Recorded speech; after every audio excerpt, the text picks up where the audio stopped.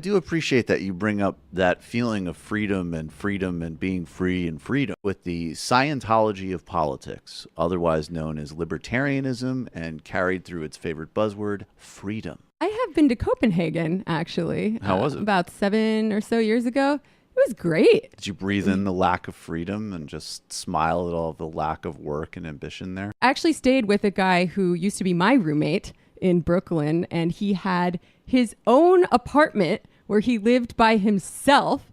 He had a job with the state TV station doing some kind of graphic. Hold up. He had a job? He did have a job.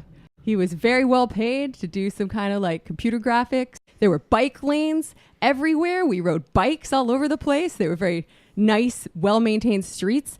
We were actually biking past. He gave us a little tour, because Danes are very friendly and hospitable.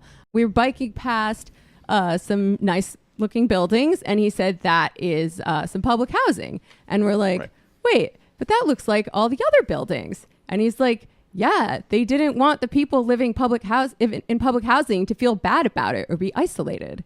And we were like, wow, what a concept. Here's the thing, though. He's got a nice house, a great job. He's got, he feels pretty comfortable about most things. But he doesn't understand the feeling of freedom that we have in America.